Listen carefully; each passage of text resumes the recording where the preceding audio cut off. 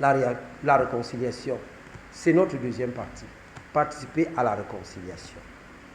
Lorsqu'on dit qu'on participe à la réconciliation, il y a un terme qui est très agréable ici. Vers la fin du verset 19, il est dit, et il a mis en nous la parole de réconciliation. Qu'est-ce que l'apôtre Paul appelle la parole de la réconciliation? La parole de la réconciliation. Il faudrait comprendre que le monde vit dans un schéma. Si nous ne comprenons pas comment le monde fonctionne, il est impossible que nous puissions progresser. Notre travail à nous, ce n'est pas de nous nourrir du lait, c'est-à-dire de nous complaire à ce qu'on appelle généralement les enseignements de base. Le péché, la repentance, le pardon. Ce n'est pas là. Ça, ce sont les b.a.-ba. Dans la parole de Dieu, ce sont les b.a.-ba. Il y a des connaissances plus approfondies qui demandent une bonne compréhension. Il faut savoir pourquoi Dieu veut tout amener pour qu'il y ait un seul jour. Pourquoi est-ce que nous ne devons être que dans le jour? Comment le mal peut-il finir? Qu'est-ce que le mal? Qu'est-ce que la mort? Comment est constitué le monde?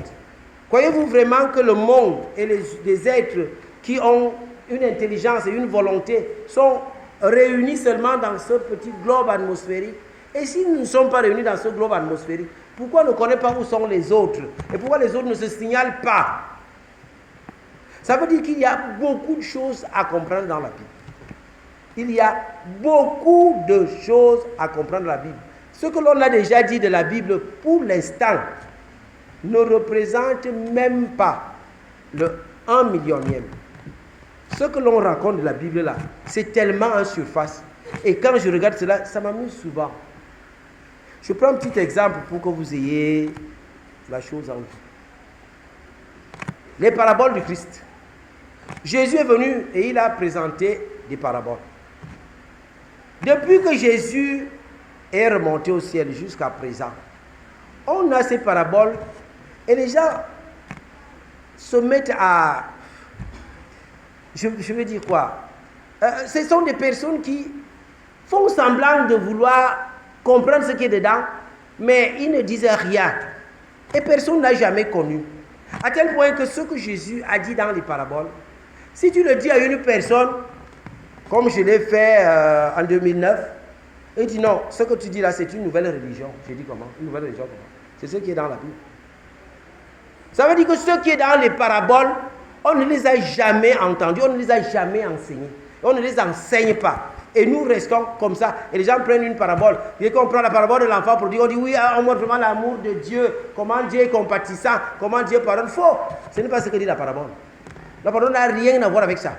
Il n'y a aucune compassion là-dedans. Mais personne ne sait que c'est comme ça. Personne. On prend une parabole. On présente l'ivraie et le blé. Les gens ne comprennent rien. Ils pensent vraiment que parce que Dieu a laissé, que Dieu ne veut pas une église puritaine, alors les gens peuvent laisser. Ce n'est pas ce que Dieu a dit. Ce que Jésus a raconté dans les paraboles reste hermétique. Pourquoi les chrétiens ne veulent-ils pas comprendre? Et pourquoi cela ne vous est-il pas enseigné? Quand on n'a pas de personnes qualifiées et qu'on n'a pas de personnes qui peuvent amener. Ce qui fait que le christianisme, ce que Jésus a dit à ses apôtres, est resté lettre morte, comme Jésus lui-même disait, que celui qui a des oreilles pour entendre, entend. Seulement ceux qui ont des oreilles ont entendu, et les autres n'ont rien entendu. Et on porte ça pendant des siècles, et personne ne sait ce que ça veut dire. Ça devient dommage. Ce qui est réel, c'est que la parole de réconciliation, c'est cette parole du Seigneur qui permet qu'on sache quels sont les tenants et les aboutissements de son projet. Quand Dieu a fait son projet, comment il a fait son projet? Avec qui il était? Comment ça s'est passé? Quel était le conseil? À quoi tient le projet? Comment est-ce que les faits s'harmonisent? Pourquoi telle chose? Pourquoi telle autre chose? Et quand on ne maîtrise pas cela, on s'égare.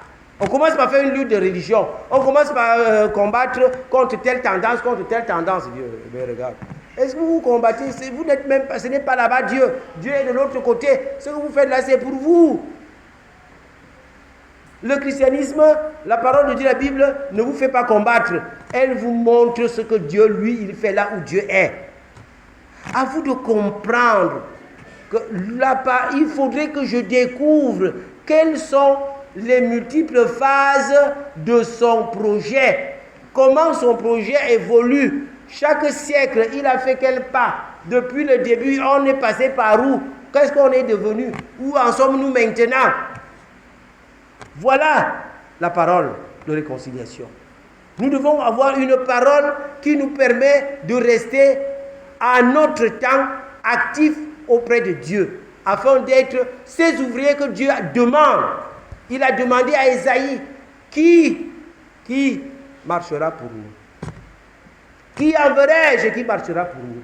Dieu veut des personnes qui peuvent marcher. Il faut donc que nous puissions comprendre qu'à côté de cette parole, nous devons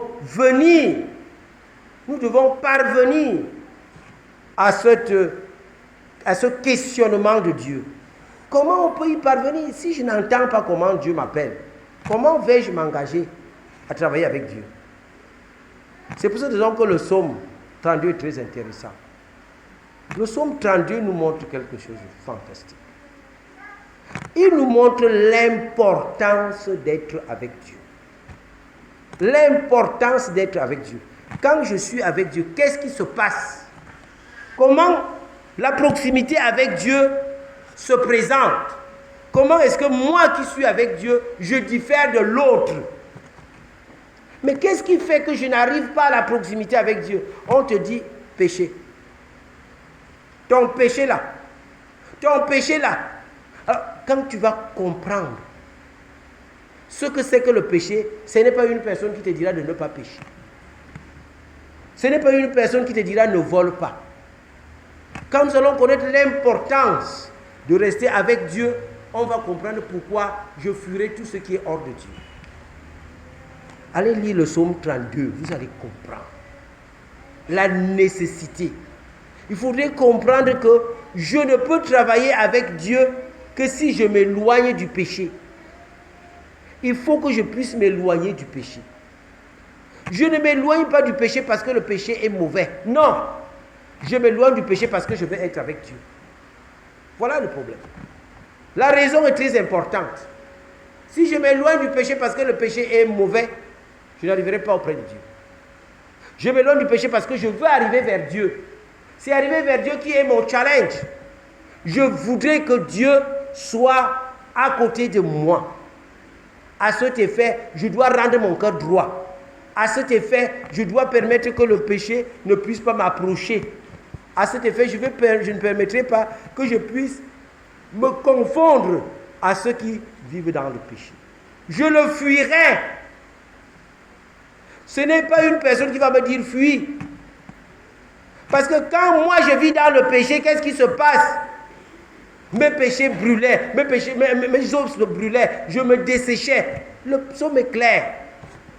La plupart des mots qui arrivent, la plupart des discordances dans notre existence viennent de cette proximité avec le péché. Ceux qui sont très proches du péché, c'est eux qui attirent vers eux-mêmes toute la nuisance du monde. Allez lire dans Lévitique, vous allez vous rendre compte. On dit que c'est le péché qui peut faire venir des maladies étranges. C'est-à-dire que tu peux créer une maladie seulement par un type de péché que tu commets. Des gens font des prouesses dans le péché. Des prouesses. Faire des choses extraordinaires. Des choses extraordinaires. Je n'aime pas les prononcer, mais je dis que les gens font des choses extraordinaires dans le péché. Et quand ils font ces choses extraordinaires, des choses qu'on ne peut même pas imaginer, il le produit, il ne sait pas qu'en le faisant, il ouvre une page, il fait une synthèse spirituelle qui permet qu'une maladie bizarre puisse arriver dans le monde. Et ainsi, des choses bizarres arrivent. Et ils sont contents d'avoir essayé ci, essayé ça, avoir fait ci, avoir fait ça. Et après, ils se mettent à pleurer qu'il y a une catastrophe. Pourquoi vous pleurez? Votre synthèse a produit ça. Subissez. Voilà comment ça se présente. Une personne tape une prouesse. Le péché, c'est... Il faut le comprendre aussi simplement. Je vous ai dit, peut-être à vous, à d'autres. Je dis que j'avais un ancien d'église qui passait un temps à faire des démonstrations en matière d'alcool. Il se met à boire un whisky chaque jour. Et un casier de petite Guinness. Après une année, il a perdu son foie. Et quelques années après, il est décédé. Quand les jeunes passent tout leur temps à démontrer leur prouesse dans l'alcool, ben, c'est votre corps qui part. Ce n'est pas le corps d'une autre personne. C'est vous-même qui partez. Donc il faudrait comprendre que je fuis le péché par les dégâts que le péché cause. Mais surtout, je fuirai le péché parce que je veux aller vers Dieu. C'est l'importance d'aller vers Dieu. Quand tu pars vers Dieu, une quiétude spéciale t'envahit. Une allégresse qu'on ne peut pas traduire remplit ton cœur. Tu ne peux pas comprendre comment est-ce que des choses passent à côté de toi sans que tu sois atteint. Vous croyez que c'est en vain que le psaume 91 dit 1000 tombera à gauche, 10 000 tombera à droite et tu ne seras jamais atteint? Tu vas marcher, tu ne peux pas être atteint parce que tu as une protection assurée. Il faudrait comprendre que je ne peux participer à l'œuvre de réconciliation que si je me rapproche de Dieu. C'est la première des choses. Rapprochons-nous de Dieu. Je ne sais pas comment ça vous arrive souvent. Nous qui sommes vieux maintenant, on était comme vous. Vous les jeunes, nous étions comme vous. Mais je ne sais pas comment un jeune peut se taper une bonne nuit en train de boire. Mais il ne peut pas donner une seule heure pour écouter la parole de Dieu. Je ne comprends pas pourquoi. Vous avez fait votre mensuel pendant toute une nuit. Vous allez faire votre mensuel. Mais vous êtes incapable de venir une seule heure. De 15h à 16h. Ce n'est pas la nuit tombante. Ce n'est pas tôt le matin. Vous avez eu le temps de vous reposer. Vous ne pouvez pas venir apprendre. Vous ne pouvez pas apprendre. Est-ce que vous savez ce qu'on devait apprendre hier? On devait apprendre quelque chose de spécial. C'est Matthieu 24, 21 à 22. Le temps de la détresse. C'est le temps de la détresse qu'on devait apprendre hier. Mais vous n'avez pas voulu connaître le temps de la détresse. On n'en parlera plus. On ne reviendra plus sur ça, c'est déjà dépassé. Nous voulons dire qu'en fait, il faudrait comprendre l'importance de s'approcher de Dieu. Tu ne peux pas t'approcher de Dieu si tu ne connais pas comment ça marche. Il y a une manière de s'approcher de Dieu. J'ai un ami avec qui je parlais. Il racontait des problèmes d'initiation. Et il disait, voilà la question qu'on pose à une personne quand il fait l'initiation. Quand tu as fini de monter une colline et que tu es arrivé au sommet de la montagne, qu'est-ce que tu fais? Si tu n'es pas un vrai initié, tu ne peux pas répondre à cette question. Et tu ne sais pas comment faire. Il faudrait que vous appreniez à connaître la réalité de Dieu. Tu ne peux pas avancer vers Dieu si tu n'as pas ce qui te permet d'avancer vers Dieu. Qu'est-ce que je veux dire? Moïse a fait descendre Dieu sur la montagne, qui était un feu dévorant, qui faisait trembler la montagne. Mais Moïse est monté sur la montagne, il est parti vers Dieu. Alors que tout le peuple tremblait et tombait et fuyait. Comment lui il avance et il part? C'est là le problème. Comment les trois amis de Daniel, Meshach, Shadrach, Abednego, ont pu marcher dans le feu? C'est quand toi tu te formes. C'est quand toi tu connais la vérité, quand la parole est dans ton cœur. Vous voyez, on dit quelque chose qui est important dans le passage. On dit que il a mis en nous la parole de réconciliation. La parole doit être en toi, à l'intérieur de toi. Il ne faudrait pas que la parole soit quelque chose d'extérieur. Non, la parole doit être en toi, au-dedans de toi. Au-dedans de toi. Il faut garder la parole de Dieu. Et quand la parole de Dieu habite en toi, alors Dieu t'ouvre ses portes et tu avances vers Dieu. Et tu peux jouir de certains avantages divins.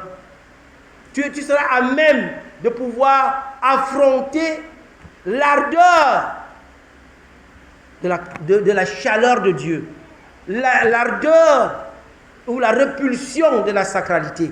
Parce que ce qui est saint repousse, éloigne. Est-ce que tu peux traverser? C'est comme la pression. C'est-à-dire, quand quelqu'un tombe, par exemple, en mer, il y a une profondeur que tu ne peux pas aller parce que la pression est trop grande. La pression est trop grande. C'est comme ça que tu t'avances dans la sainteté. Plus tu vas vers le sang, plus il y a une pression. Il faut être à même de pouvoir passer. Que cette pression ne puisse pas agir sur toi. Comment elle n'agira pas sur toi? Si tu n'as pas la vérité en toi, si tu n'as pas cette parole au-dedans de toi, tu ne connais pas comment ça se présente. Comment tu peux progresser? C'est pour ça qu'il faut apprendre. Il faut se former. Il faut se former.